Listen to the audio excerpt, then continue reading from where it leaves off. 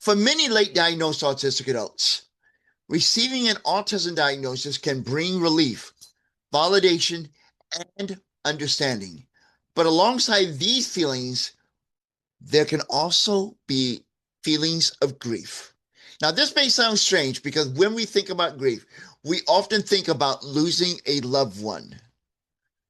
However, when we receive either a late diagnosis of autism or start to self identify as autistic, we often can experience grief. And that's the grief of what could have been if we had known earlier in life. I know that was true for me. When I learned I was autistic, so many pieces of my life suddenly made sense. The struggles, the misunderstandings, the feelings of being different without knowing why.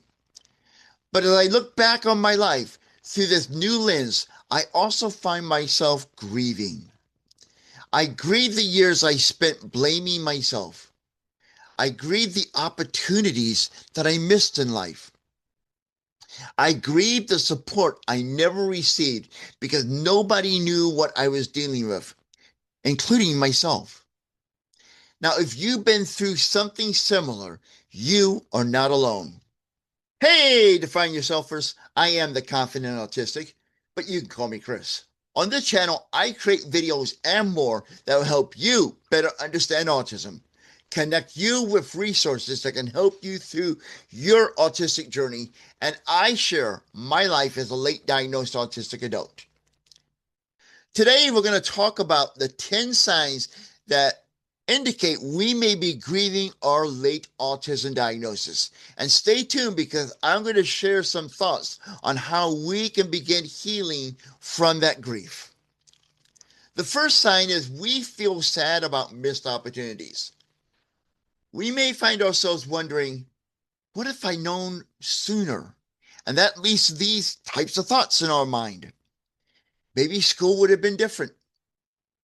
Maybe our career paths would have looked different.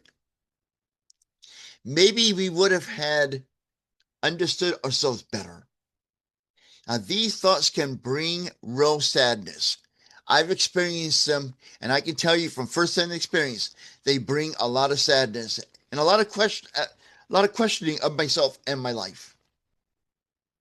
The second sign is we feel confused about our past.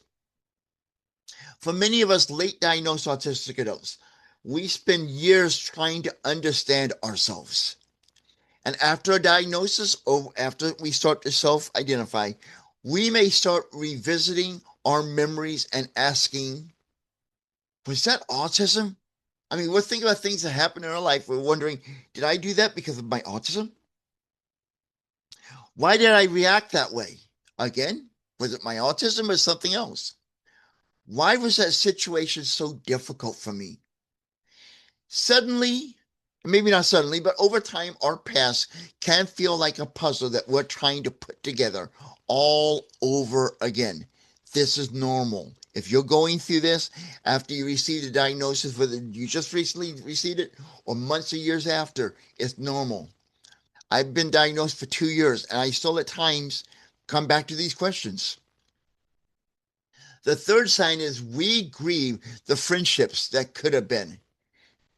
And this one can hurt. It really hurts me the most. Of all these 10 on this list, I think this is the one that hurts me the most because I've had so much trouble with friendships. I've done videos on why autistic people struggle with friendships. And I even done videos of why I have my experience with friendships. We may look back as autistic adults after a diagnosis of self-identifying. We may look back at friendships that ended and wondered whether things would have gone differently if we had understood our autism traits. Maybe we would have communicated differently. Maybe others would have understood us better. There is often grief attached to these lost connections because losing a friendship, a relationship, that's painful. Anytime we had, I mean, I know for me, when I have to say goodbye to someone, and I mean, it's a natural goodbye. I mean, we're not ending a friendship with this, maybe parting ways, going to go to, when I was younger, go to different schools, moving across country, whatever. That's sad. And this is normal, okay? I've had those kind of feelings and thoughts myself after my diagnosis. The fourth sign is we feel isolated in a new way. Now, for many of us, we've always felt somewhat isolated because of our autism. But when we receive that diagnosis or we start self identifying, we're going to feel isolation in a new and different way. Now, this sounds strange, but sometimes diagnosis can temporarily increase feelings of isolation. We finally understand ourselves better, but we may also realize just how different our experiences in life have been compared to other people around us. And that awareness can feel lonely at first. It does, okay? Because you realize I'm autistic and you think of all the people you know, and normally you cannot identify anyone that you know that's also on the spectrum. And that's a feeling of isolation, that no one understands you, no one gets you, no one can relate to you, and you can't relate to anyone because you're not looking at someone. Oh yeah, they're autistic, and when that's not in your life, you feel alone, and that's normal. Okay, I was very fortunate because when I started research and self-identify as autistic and then received my diagnosis, I knew my great nephew, who was like 6 at the time, was on the spectrum. So that did help me in that area. But still, I did feel somewhat isolated. Now, the fifth sign is that we experience waves of sadness. Sometimes grief doesn't arrive all at once. Now, I can attest to this and confirm this because A, I've experienced with my autism for the last 2 years. I've had grief off and on. And B, from the loss of my wife 6 months ago, I am still grieving that. And at times I'm good. Other times it's really hard for me. So regardless of what the grief doesn't arrive all at once. It's a process. And what would trigger this grief at times, we can be doing fine. What could trigger that grief to reappear in our lives is a memory. Memory is something that happened in our life before we knew we were on the spectrum. A conversation that comes back to us. Again, a conversation that may have happened early in our lives before our diagnosis. We remember a painful experience from years ago. Again, an experience that happened before our diagnosis. And suddenly, we're emotional all over again because that pain hits you again.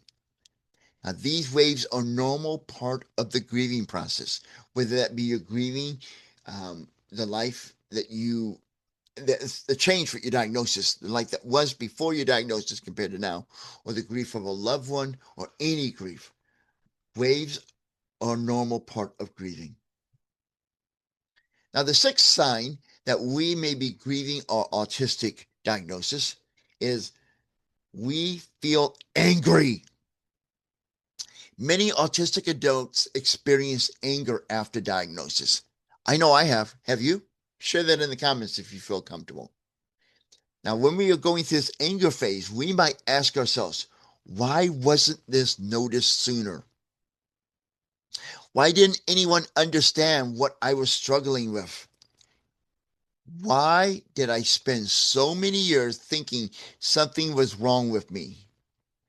These feelings are understandable. But the thing that's helped me through these feelings is this. I will look back and wonder, why didn't they notice this when I was a kid? And there's a very simple answer to this.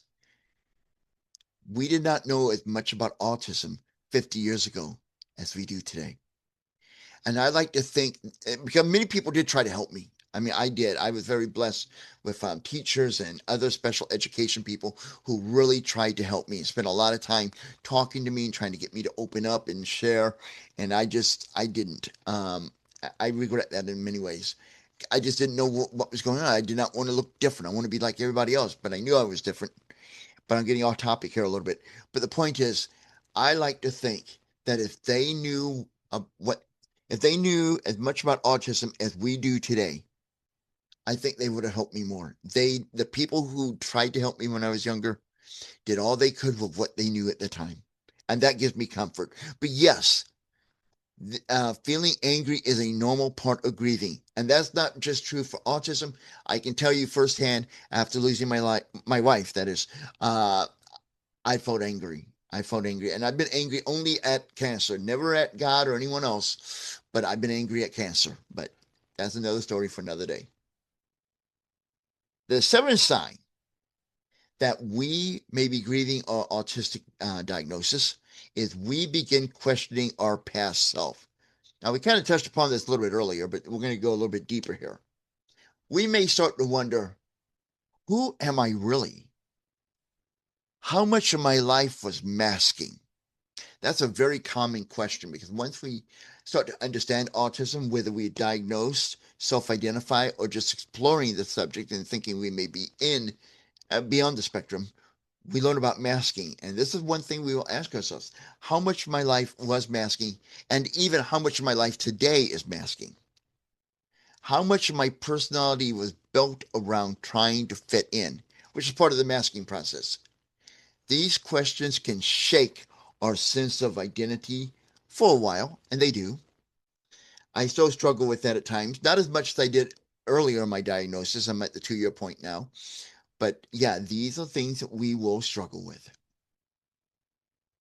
The eighth sign, that is, we long for the childhood we didn't get to have. Now, this can be one of the most emotional parts of the process.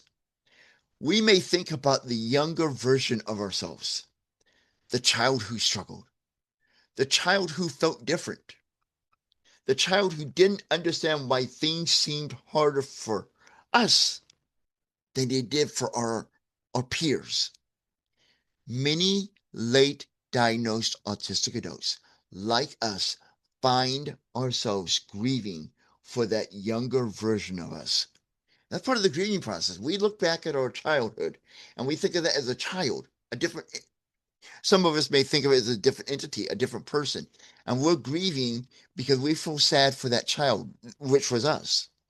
And that's normal. Okay. I went through that. I bet many that are on the spectrum have went through that as well.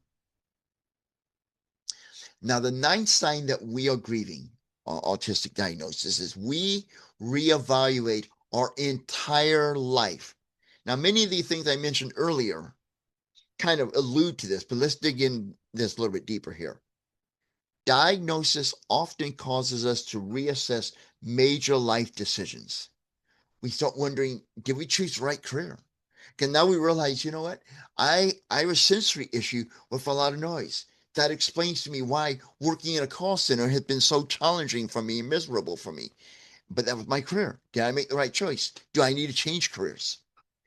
It makes us reevaluate our relationships.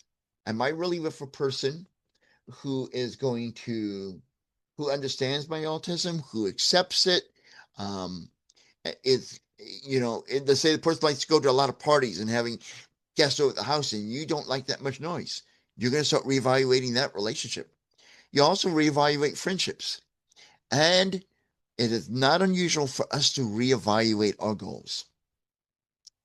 We may start asking ourselves whether certain choices reflected our true self, our autistic self, or whether we were driven by expectations from others or trying to mask and be like our neurotypical peers. I gotta be honest with you, I've not went through that too much on this one, and that's fine. Some of these you will experience more than others, and each of us is different. But that one did not really impact me that much, at least not at this point in my life. And the 10th sign that we are grieving our autistic diagnosis, we feel relief and grief at the same time.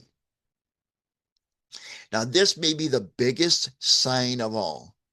We finally have answers to many of the things we have not understood through all our lives. We finally understand ourselves better. And yet, we're also grieving what could have been. And that pretty much right there, number 10, sums up the entire list of the 10 signs. Now, many people expect diagnosis or self-identifying to bring only relief, but relief and grief can exist together. In fact, they often do. And that's something I want you to remember. When you find out your diagnosis, and you may have that euphoria, like, yes, everything makes sense. Then you're on that high. And then bam,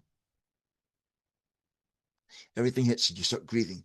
What have I missed out of my life? And all those questions we talked about. This is normal. And relief and grief can coexist. I know in our minds, especially those of us who are literal thinkers, relief and grief are two opposites. Relief is a good thing. Grief is a sad thing. How can they coexist? They do. And it's okay if they do. And it's going to be a little bit confusing, but you'll get through it. I believe in you. As I mentioned earlier in this video, I want to share now with some tips to help us work through the grieving process. And these are thoughts I would like you to keep in mind as you grieve. We must first give ourselves permission to feel that there is no deadline for grief. For some people, it can take weeks, some months, some years, some the rest of their lives. It's okay. Everyone grieves at their own pace, their own rate, and their own way. We don't need to rush through the grief. We don't need to just get over it. If someone tells you to get over it, this may be a red flag. This is not the right person in your life, or you may want to distance yourself from them. And we must allow ourselves to experience whatever emotions come up. Sometimes these emotions can be strong, overwhelming. Maybe we'll not be able to identify them, but we need to experience them because that's part of the grieving process. Another thing we need to do is to find our community. One of the most healing things we can do is to connect with other autistic adults who are on a similar journey as we are. Now, there is an incredible comfort in talking with people who truly understand our experiences. Community reminds us that we are not alone. While we're working through the grieving process, practice self-compassion. Think about how we would talk to a close friend who had just received a late diagnosis. How would you talk to a friend that just received a diagnosis of autism? Will you be like, get over it? Or will you say, I totally understand. Is there anything I could do for you? Talk to yourself as your best friend. Because when you meet somebody who has a late diagnosis, would you blame them for that? If you wouldn't blame them, don't blame yourself. Or would you show them kindness? If you would show them kindness, show kindness to yourself. And if you wouldn't, still show kindness to yourself. Try offering yourself that same compassion. You deserve it, okay? Also, you can consider professional support. Therapy, coaching, or support groups can provide a safe place to process communication, or complicated, that is, emotions. Sometimes having guidance can make the journey feel less overwhelming. A diagnosis is not the end of our story. It is just the beginning of understanding ourselves more deeply. We must allow ourselves to explore who we authentically are with curiosity rather than with judgment.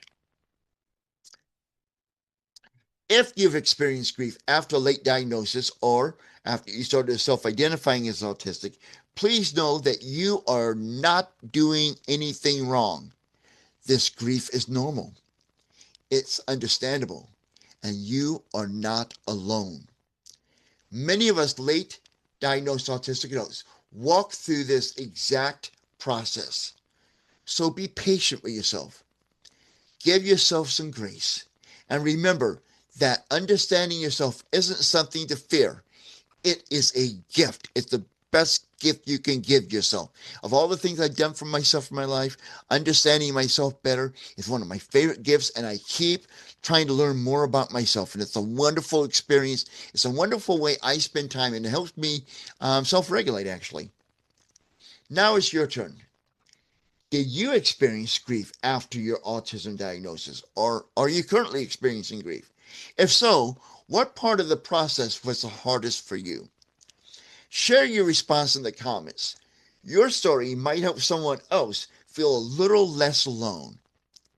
If you enjoyed this video, please like and share it with your community. In the meantime, please check out this video that is coming up on your screen. And until next time, I am the Confident Autistic, reminding you to live confidently autistic.